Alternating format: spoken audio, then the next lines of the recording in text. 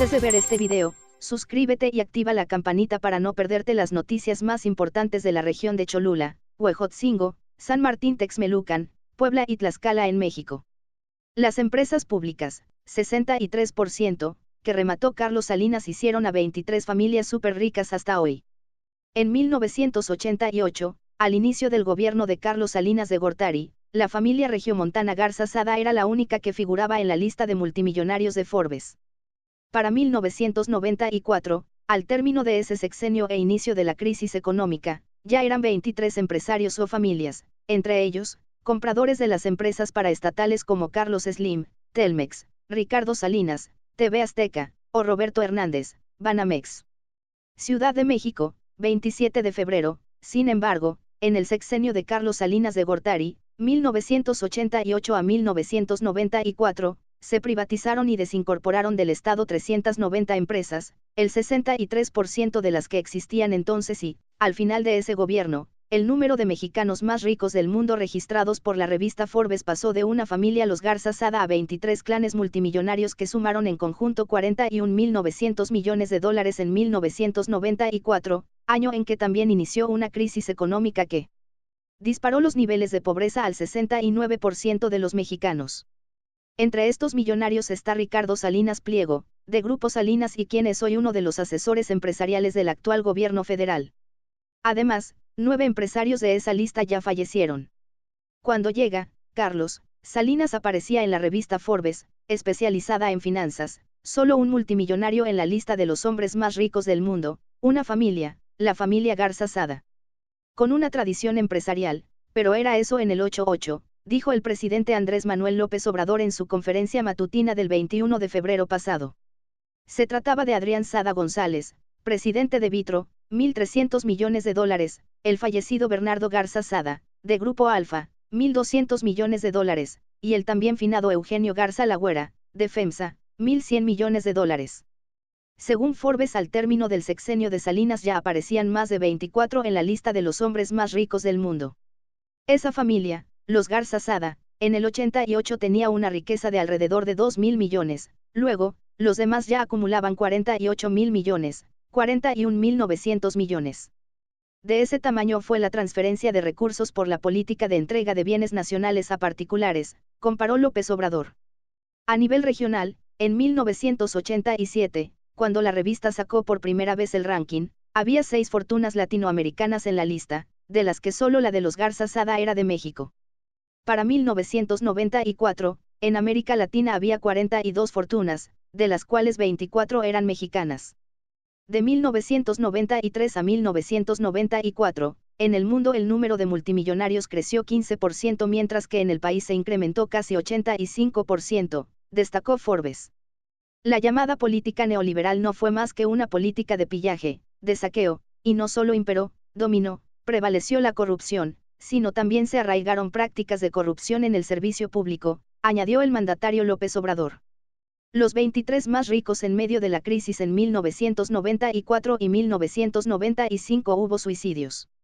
El peso se desplomó un 43% frente al dólar en ese periodo, las deudas de las empresas se dispararon, algunas quebraron por lo que miles de quedaron sin empleo y los ciudadanos, debido a las tasas más altas, debían más dinero del que pidieron prestado a los bancos.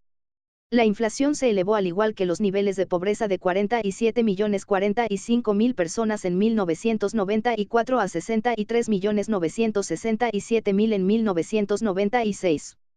En medio de ese caos, 23 familias mexicanas elevaron su fortuna y se ubicaron entre las 358 personas más ricas del mundo, de acuerdo con Forbes, publicación estadounidense que lo atribuyó a la liberalización comercial, la privatización y al Tratado de Libre Comercio de América del Norte, firmado por Carlos Salinas de Gortari con Estados Unidos y Canadá.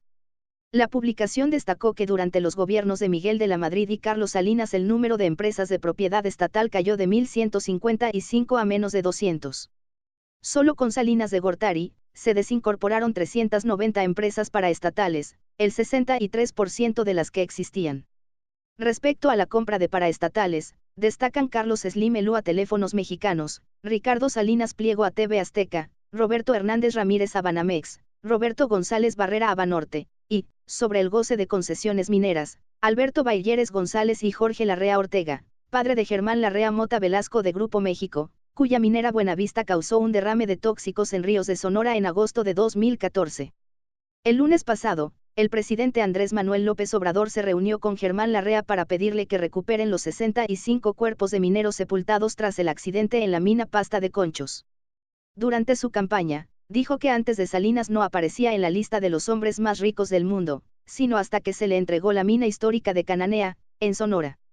Hablamos de un número reducido de individuos que controlan la mayor parte del capital privado del país, actividad industrial, comercial y financiera, cabezas de todos los principales grupos económicos, los únicos posibles compradores de las empresas paraestatales puestas a la venta, incluidos los bancos, únicos beneficiarios de los programas modernizadores del gobierno, escribió en 1996 la socióloga por la UNAM, Elvira Concheiro Borges en el libro El Gran Acuerdo. Gobierno y empresarios en la modernización salinista. Para la académica, en ese periodo el proyecto empresarial se sustentó luego del proteccionismo estatal y la crisis económica de la década de los 80 que provocó venta y unión de filiales, en la amplia privatización económica, la apertura al exterior y la reestructuración y flexibilidad de las relaciones laborales, así como en la fuerte relación entre gobierno y sector privado. Carlos Slim Elú, quien compró al gobierno Teléfonos de México, Telmex, en 1990, entró a la lista de Forbes y para 1994 ya tenía $6.600 millones, 215% más que en 1992 cuando contaba con 2.100 millones. La publicación lo describió así hace casi 3 décadas, controla compañías que representan 22% de la capitalización mercantil de la bolsa mexicana. El grupo Carso tiene intereses que van desde llantas hasta cigarros.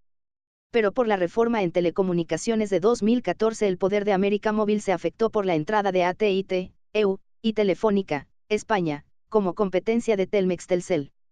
La volatilidad del dólar, por Donald Trump y el Brexit, también afectaron las finanzas de sus otras compañías aglutinadas en Grupo Carso y Minera Frisco.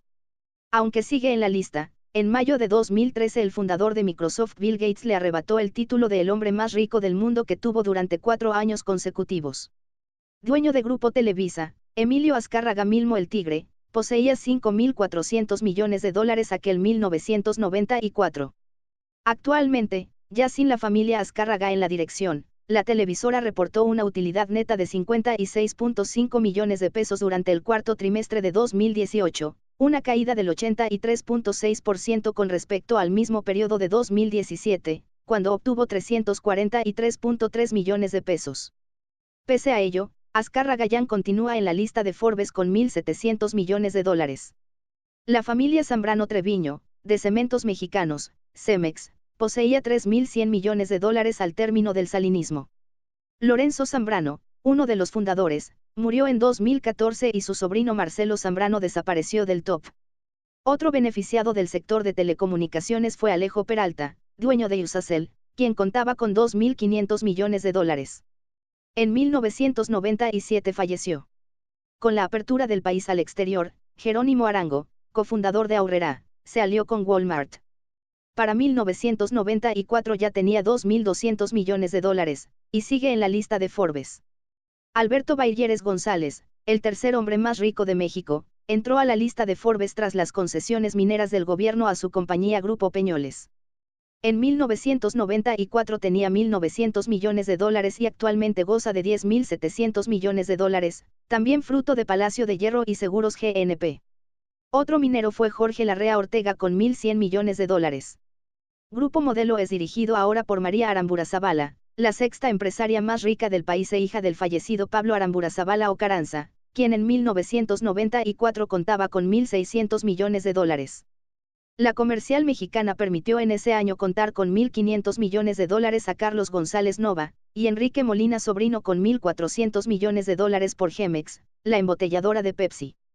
También del sector de tiendas de supermercado, Ángel Lozada Gómez de Grupo Gigante, acumuló $1.300 millones en 1994. Con $1.200 millones en 1994 Forbes registró a Roberto Hernández Ramírez, Grupo Banamex, Lorenzo y Roberto Servitje, Grupo Industrial Bimbo, y Ricardo Salinas Pliego de TV Azteca y Electra. La revista lo describió como la cabeza del Grupo Electra, el principal vendedor de artículos para el hogar, creado por su padre en 1951. Decidido a entrar en los medios electrónicos, el año pasado, 1993, Salinas aceptó pagar $645 millones por la empresa de propiedad estatal Televisión Azteca, que transmite por 2 redes nacionales. Esto pone a Salinas en competencia con la también supermillonaria Televisa, de Emilio Azcárraga. Roberto González Barrera, de Gruma Maseca, tenía $1.100 millones en 1994, año en que Forbes destacó, disfruta de una relación cercana con el gobierno. Su hija, por ejemplo, está casada con el hijo del principal funcionario de agricultura del país, quien supervisa las cuotas de importación y exportación de la más importante materia prima de Maseca. En la diversificación de su imperio, recientemente compró al gobierno el Banco Banorte, de Monterrey. Los empresarios mexicanos cuya fortuna en 1994 fue valuada en $1.000 millones fueron Moisés y Antonio Cosío Ariño, Inbursa, Alfredo Harpelú, Banamex, José y Jorge Martínez Huitrón, los Garza Sada de Guadalajara, Grupo SIDEC, Elmer y Agustín Franco Macías, Grupo Infra, y David y Adriana Peñalosa, Grupo Tribasa, cuya fortuna arrancó tras las concesiones carreteras durante el salinismo, entre ellas, Constituyentes La Marquesa, Armería Manzanillo, Ecatepec Pirámides y Peñón. Texcoco. A esto agréguenle que le siguieron con las privatizaciones. A Ernesto Zedillo le tocó entregar los ferrocarriles, aseguró el presidente Andrés Manuel López Obrador. Comparte este video, regálanos un like y coméntalo, tus opiniones sobre esta noticia, son bienvenidas e importantes para todos. Accede a los links que aparecen en la descripción de este video, en ellos podrás encontrar algunas interesantes ofertas y conocer de nuestros auspiciadores.